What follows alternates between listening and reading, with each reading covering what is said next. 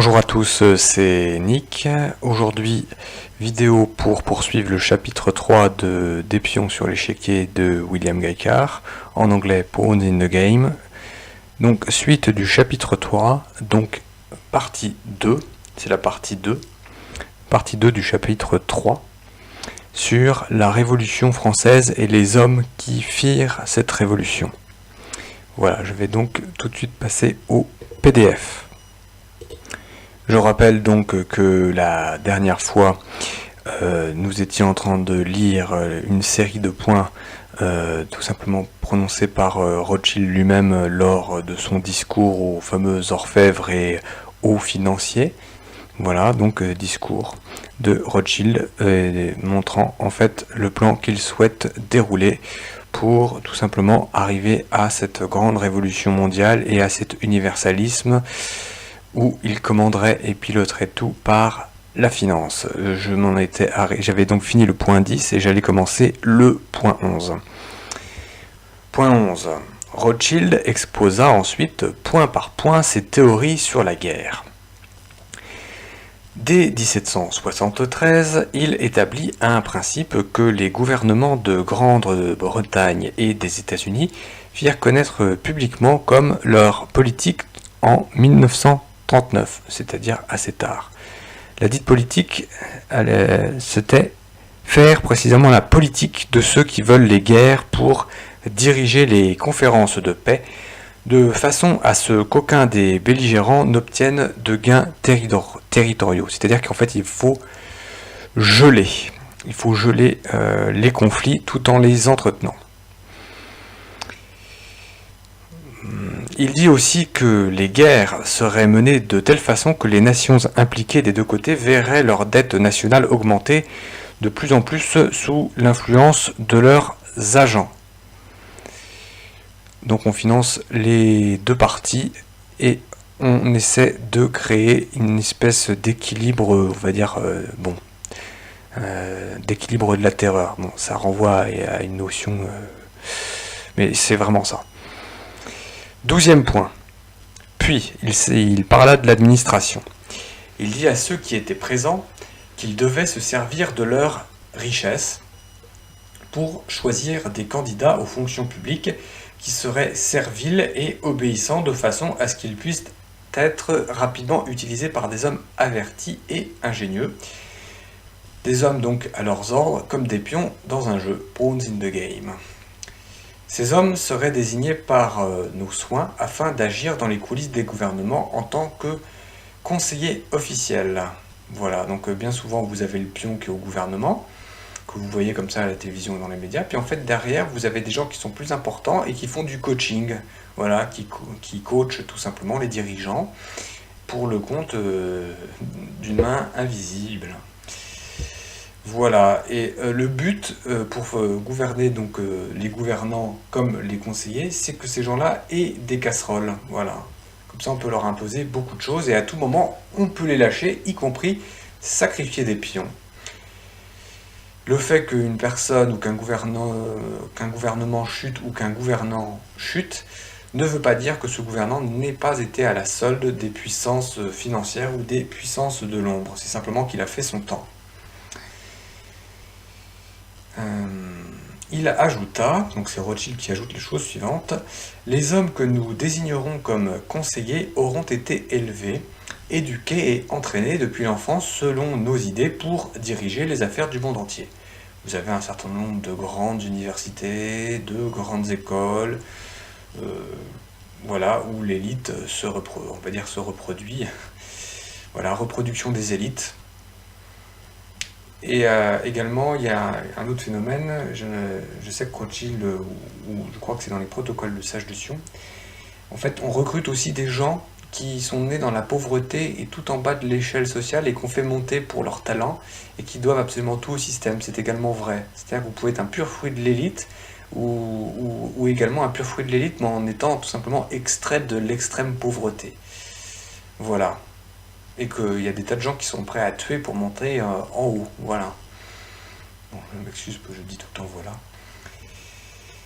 13e point, Rothschild s'occupa de la propagande et expliqua comment l'union de leurs richesses permettrait de contrôler l'information publique pendant qu'il resterait dans l'ombre et à l'abri de toute accusation. Bon, vous pouvez faire le lien avec, je sais pas moi, vous voyez les différents journaux, la grande presse, tous ces grands titres, vous avez une concentration des richesses, une concentration du pouvoir, mais également des concentrations médiatiques, des grands groupes de presse. Et vous avez à peu près, je crois, aujourd'hui 9 milliardaires qui se disputent peu ou prou l'intégralité de la presse française. Et c'est pareil dans le monde entier, vous avez des concentrations. Pareil dans le domaine également de la bourse, avec tout simplement des prises de participation croisées, tout un tas de holdings, on ne sait plus qui possède qui, mais à un moment vous retrouvez quand même toujours les mêmes noms. Et c'est très compliqué d'avoir l'architecture précise, parce que vous avez des gens qui apparaissent en public, vous savez, sur le capital social, où vous pouvez le voir en consultant les registres, mais il y a des gens qui n'apparaissent pas, dont les noms n'apparaissent pas, ça dépend des formes sociales, et de tout un tas de sociétés écrans. C'est pareil donc dans le domaine des journaux et de la banque, et notamment de la Banque d'Angleterre, de la Banque de France, de ce qui se passe au niveau de la BCE, c'est très compliqué d'avoir un accès. La Federal Reserve également américaine, c'est la même chose. Donc il est très compliqué de prouver le complot, mais vous avez toujours un faisceau d'indices absolument concordant qui n'a jamais varié de siècle en siècle, et ça c'est juste, ça n'est pas un miracle, c'est absolument, c'est une véritable démonstration pour tous ceux qui ne veulent pas le voir. Il faut tout simplement prendre le temps. Sans considérer les conséquences de la publication d'écrits diffamatoires, calomniateurs ou bien mensongers, le conférencier déclara « Grâce à la presse, nous avons accaparé l'or, un or extrait d'océans de sang et de larmes. Mais il nous a rémunérés même si nous avons sacrifié beaucoup des nôtres. Chaque victime de notre camp vaut bien 1 millier de goyim. » Il expliqua ensuite la nécessité pour leurs agents d'apparaître bien en évidence sur la scène lorsque la situation serait favorable et que les masses auraient été asservies aux besoins par la terreur. Il fit remarquer que lorsqu'il serait temps de rétablir l'ordre, il le ferait de telle façon que les victimes croiraient avoir été en but à des criminels et à des irresponsables. En exécutant les criminels et les fous après qu'ils aient mis en place notre règne voulu de la terreur, nous nous poserons en sauveurs des opprimés et en champions des travailleurs. Vous comprenez pourquoi j'ai mis cette image de Danton montant à l'échafaud et se demandant pourquoi est-ce qu'en fait on a cherché à l'exécuter, pourquoi Robespierre a donné l'ordre de le faire exécuter, pourquoi Fouquier-Tinville l'a condamné. Il ne comprend pas parce qu'en fait c'était tous des amis, des frères, et il s'aperçoit que derrière il y a des puissances d'argent. C'est pour ça que j'ai rajouté la pastille avec le sceau illuministe, tout comme Napoléon en fait a préservé la Révolution et Napoléon est lui-même tombé. Ce sont des histoires toujours d'appareil, de ce qu'il y a au-dessus du fameux, vous savez, ce qu'on appelle le pyramidion, c'est-à-dire la pyramide qui complète la pyramide incomplète et tronquée. Voilà, donc le pyramidion choisit choisit en fait les mettre en haut de la pyramide tronquée, mais ensuite vous avez quelque chose au-dessus. Et au-dessus de ce quelque chose, vous avez forcément le diable, Satan, l'adversaire. Le complot, il y a trois parts au complot. Il y a toujours le diable. Le complot du diable, c'est l'unificateur des différents complots.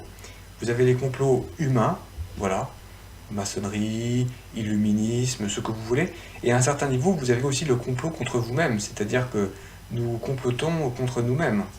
C'est malheureusement le cas, en n'étant pas suffisamment intelligent, en ignorant beaucoup de choses, et surtout en étant souvent assez acerbe avec des gens qui en fait, ne méritent pas nos critiques. Le conférencier ajouta alors « Ce que nous voulons en fait, c'est le contraire, l'élimination des goyim. » Il expliqua ensuite comment il pourrait fabriquer les dépressions industrielles et les paniques financières, et comment ils pourraient les utiliser pour qu'elles servent leur objectif. Le chômage et la faim seront imposés par la contrainte aux masses, grâce au pouvoir que nous avons de créer des pénuries de nourriture. Bon, vous voyez Goldman Sachs par exemple, pour revenir à Goldman Sachs, il spécule sur les cours des bourses, et notamment sur des denrées alimentaires, vous savez, les céréales. Hein. Il y avait aussi, je crois ça sur, oui, sur les céréales, mais même sous la Révolution française, il y avait ça. On avait manipulé le cours du grain, des farines, toutes ces choses-là, pour pousser le peuple à la révolte. Et ils savent très bien le faire. Donc le chômage et la faim seront imposés par la contrainte aux masses grâce au pouvoir que nous avons de créer des pénuries de nourriture. En fait, ça consiste à acheter en grand, à stocker la nourriture pour faire remonter les prix et ensuite à tout remettre sur le marché au même moment pour que tous les prix s'effondrent et ruiner tous les professionnels. Parce qu'ils ne peuvent plus vendre. Il y a vraiment moyen de faire un strike absolu. Hein. Nous accorderons au capital le droit de diriger beaucoup plus sûrement qu'il ne le fut accordé à la véritable aristocratie et par l'autorité légale des rois. Et parce que vous voyez, il y a toujours eu des chartes pour émettre de la monnaie, pour battre monnaie. C'est-à-dire que même la monnaie qui peut souvent être, qui posait déjà de grands problèmes, elle était quand même régulée. C'était le roi qui voyait ça. On ne frappait pas de monnaie n'importe comment. Pas, il y avait toujours des formes d'étalons. Vous voyez, tandis qu'aujourd'hui c'est la finance folle, dérégulée, sans étalons. Et voilà.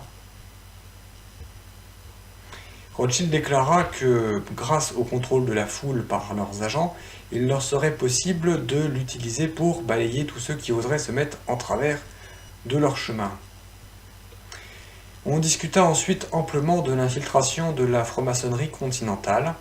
Le conférencier déclara que leur objectif serait de profiter des facilités et du secret qu'offrirait la franc-maçonnerie.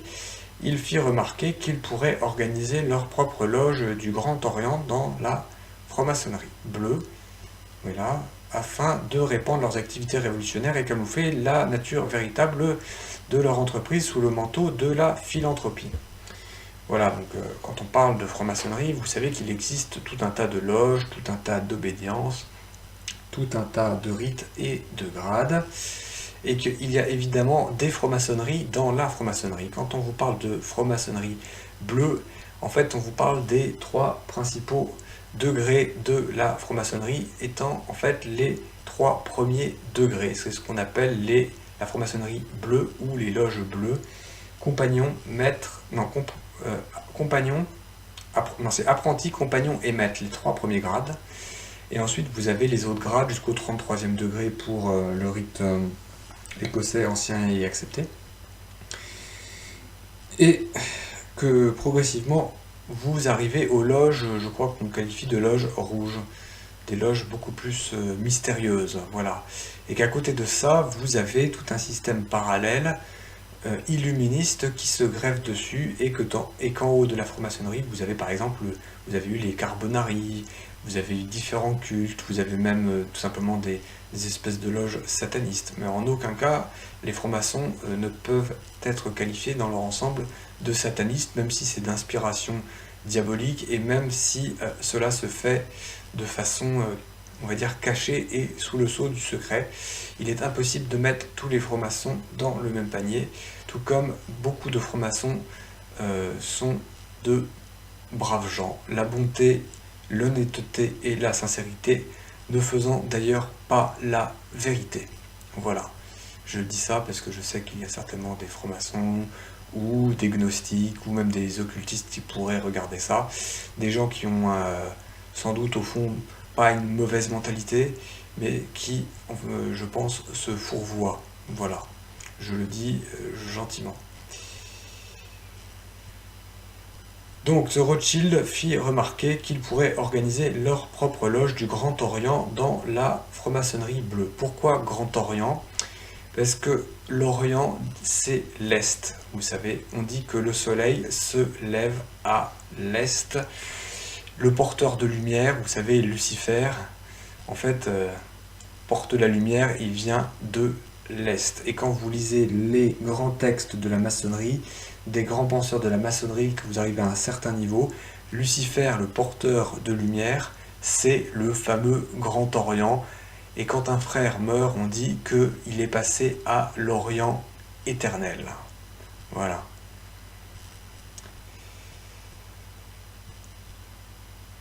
Et il déclara que tous les membres initiés dans l'horloge du Grand Orient seraient utilisés à des fins de prosélytisme pour répandre leur idéologie matérialiste et athée parmi les goyim. Il termina cette étape de la discussion par ces mots: « Quand l'heure sonnera pour notre Seigneur souverain du monde entier d'être couronné, ses mêmes mains écarteront tout ce qui pourrait se tenir sur son chemin. » C'est-à-dire y compris les francs-maçons. C'est-à-dire qu'à un moment, vous arriverez à la mort de la franc-maçonnerie. Ils n'auront plus besoin de la franc-maçonnerie et des francs-maçons et de tout un tas de soi-disant mystères gnostiques et occultistes. Voilà ce qu'il faut voir. Voilà ce qu'il faut voir. Donc ça, c'est la note 58.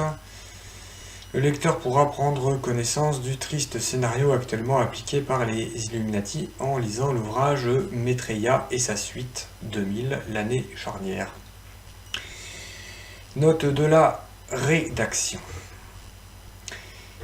Rothschild donna des explications sur la valeur des mensonges systématiques, faisant remarquer que leurs agents devraient être exercés à l'emploi des phrases bien balancées et des slogans populaires. Ils devraient rendre les masses très friandes de promesses. Vous voyez Macron qui dit « Pensez printemps, mes amis, pensez printemps ».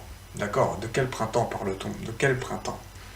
Printemps arabe, printemps populaire, printemps des peuples, printemps de Prague, Euromaïdan, printemps ukrainien, ou alors les fameux 2 printemps, vous savez, de comment s'appelle cet abbé? De l'abbé Souffrant, hein? L'année des 2 printemps, la République tombera dans l'opprobre généralisé et l'intérieur de la France se révoltera contre le centre, à savoir Paris. C'est bizarre que Macron sorte ce truc-là, les 2 printemps, mais de quel printemps? C'est bizarre tout ça. Je parlerai des prophéties et de ces choses que nous sommes en train de vivre.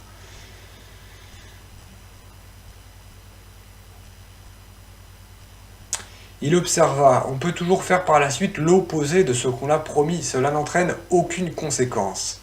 C'est pour ça que quand vous mettez votre bulletin dans l'urne, moi je vous invite à aller voter, bien que je ne sois pas particulièrement démocrate ni républicain, je vous invite à aller voter, non pas pour le programme, parce que les programmes, il y a toujours une part de décevant, peut-être pour une personne et encore, mais c'est vraiment, si vous allez voter, c'est pour essayer, je pense, d'éviter le pire à notre pays.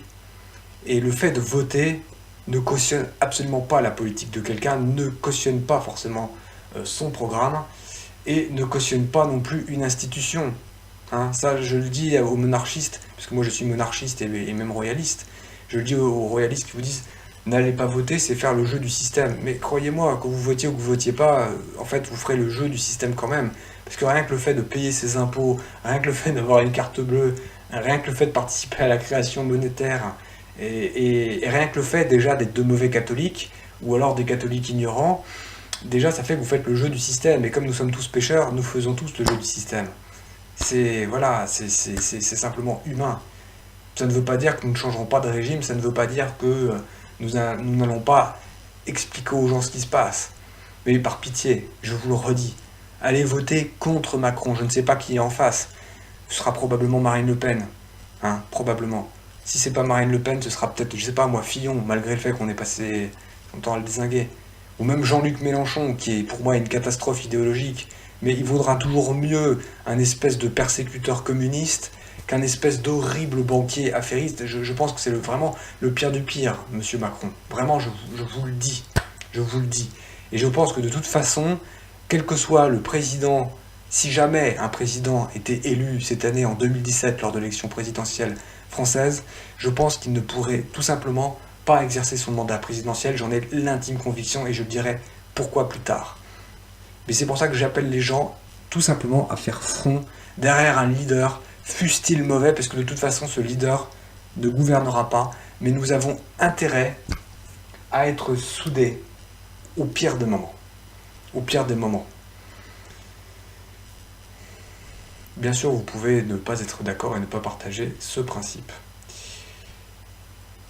Le raisonnement de Rothschild était le suivant. En employant des mots tels que liberté, droit de cité, on pouvait amener les goïms à un tel degré de ferveur patriotique qu'il serait même possible de leur faire combattre les lois de Dieu et de la nature. Il ajouta, et pour cette raison, après que nous aurons obtenu le pouvoir absolu, nous rayerons à jamais du livre de vie le nom même de Dieu. Note 61. Le livre de vie auquel il fait référence était la création du Dieu Tout-Puissant. Pour leur présente et grâce à ses agents, les Illuminati espèrent réussir en imposant une réunion écuménique au Sinaï. J'invite les gens à voir la Cour suprême d'Israël, à quoi ça ressemble. Toujours très intéressant de voir ces histoires de reconstruction du troisième temple à Jérusalem, d'écouter les paroles d'Atali. Je veux dire, si moi je suis complotiste, je ne sais pas ce que sont ces gens-là. Vous voyez, j'en appelle à l'intelligence des gens. J'en appelle à l'intelligence des gens. Si nous sommes complotistes, que sont ces gens-là? Voilà, moi je vous pose ces questions, très sincèrement.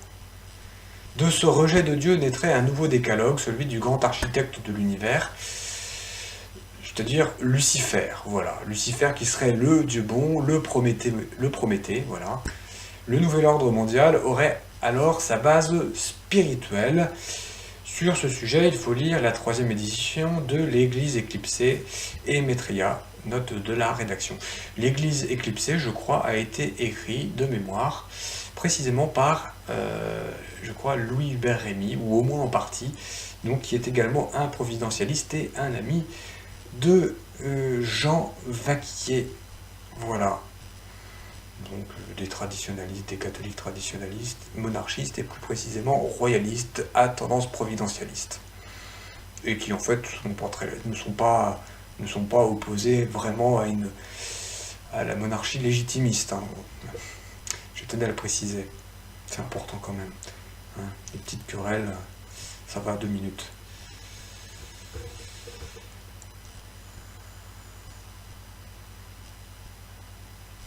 Voilà, alors pour revenir sur cette histoire de loi, donc vous voyez, liberté, égalité, fraternité, en fait on veut opposer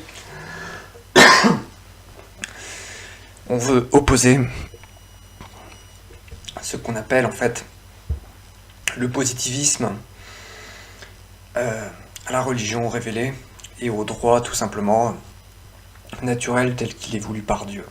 Voilà, donc en fait aujourd'hui on a un droit qui chapeaute nos sociétés, un droit qui est voulu par ce qu'on appelle l'homme autonome, c'est-à-dire l'homme coupé de Dieu, l'homme qui se veut son propre Dieu, son propre chef, et qui fait sa propre loi. C'est ce qu'on appelle le jus positivisme. Jus comme juste, c'est le droit, la justice et la loi. Voilà. Donc le jus positivisme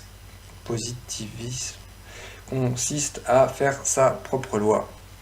C'est opposé tout simplement à la loi naturelle, la loi voulue par Dieu pour notre nature, la nature humaine étant composée d'un corps et d'une âme. Ça comporte aussi donc la dimension spirituelle et donc les dimensions plus élevées. Donc droit naturel s'oppose à juste positivisme.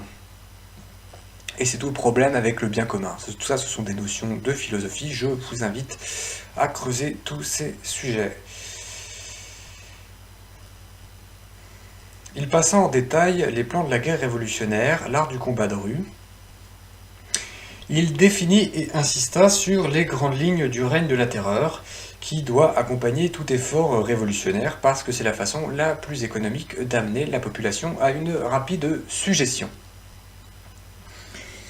Ce qu'on appelle l'ingénierie sociale, l'ordo ab chaos, si ma mémoire est bonne, et c'est la devise, précisément le ordo ab chaos, c'est la devise du 33e degré de la maçonnerie. Vraiment, rien n'est inventé. Et si je ne dis pas de bêtises, vous avez le ordo ab chaos, c'est donc la devise du 33e degré. La devise du 33e degré, puisqu'il y a une deuxième devise, je crois, à moins que ce soit la devise du 32e degré, c'est Dieu est mon droit, ou quelque chose comme ça. Et c'est repris par, ça doit être la devise précisément de la famille britannique, de la famille royale britannique. À vérifier exactement, mais tout ça n'est absolument pas un hasard, quand vous savez que les rois d'Angleterre depuis un siècle ou 150 ans sont circoncis et qu'ils obéissent tout simplement à la Banque d'Angleterre et à ses créanciers secrets, créanciers qui ne sont pas connus, créanciers et actionnaires inconnus, mais tout laisse à penser que ce sont effectivement les Rothschild.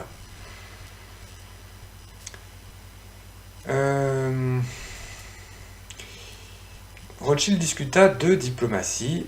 Après toutes les guerres, on se devait d'insister sur la diplomatie secrète de façon à ce que nos agents, se dissimulant sous les masques de conseillers politiques, financiers et économiques, puissent répandre nos ordres sans danger d'exposer l'identité des puissances secrètes derrière les affaires nationales et internationales. Le conférencier dit ensuite aux personnes présentes qu'au moyen de la diplomatie secrète, ils exerceraient un tel contrôle que les nations ne pourront même pas aboutir à un simple accord sans que nos agents secrets y aient mis la main. Alors je vais vous lire tout de suite la note 62. Je vous demande aussi d'aller voir un documentaire très intéressant de Yuri Lina. Alors ça doit s'écrire Y-U-R-I, plus loin Lina, L-I-N-A. C'est un balte, plus précisément soit un lituanien, soit un estonien, qui a fait un reportage intéressant. Bon, alors c'est un gnostique, un peu occultiste, bon, c'est agaçant, mais il a fait un excellent reportage et un excellent bouquin sur ce qu'il appelle les secrets d'Hermès, et où il parle de la révolution bolchevique et de la haute finance qui est derrière. C'est absolument passionnant. Et vous voyez tout l'illuminisme qu'il y a derrière, et que notamment au sein du KGB et du top niveau du KGB, vous retrouvez ce fameux symbole Illuminati, et qu'il y avait effectivement des liens entre les Illuminati du RSS et les Illuminati des États-Unis. Voilà, Illuminati qui est donc un groupe occulte fondé par Weishaupt, les Illuminés de Bavière, et dont le pourvoyeur de fonds n'était autre que Rothschild. Nous allons continuer à le voir, et nous l'avons déjà vu. Donc derrière cette fameuse guerre froide, il y avait effectivement ces Illuminati. Derrière cet accord entre les grandes puissances à Yalta, il y avait également les Illuminati. Toute la question est de savoir quel est le rôle actuel de Poutine et de la Russie, comment ça se passe avec la Banque centrale russe, qui est apparemment une émanation de la Banque d'Angleterre, et donc a priori des Rothschild. Tout ça est formidablement compliqué. Bon, ça fait toujours beaucoup de digressions, mais c'est passionnant. Je vous mettrai donc sous la vidéo le lien vers le PDF, comme toujours. Je vous mettrai également le lien vers le documentaire de Yuri Lina, je sais que certains d'entre vous le connaissent, et que c'est réellement extraordinaire et très très bon, et très bien documenté. Je sais qu'il existe aussi, comment il s'appelle ? Anthony Sutton. Bon, alors je ne sais pas si tout est exact, mais quand même il y a un vrai faisceau d'indices. Et pour trouver la vérité, c'est toujours beaucoup plus difficile. C'est beaucoup plus difficile. Pour trouver l'erreur, c'est plus facile. Voilà, donc on arrive à la demi-heure. Je vais finir le paragraphe ici, là.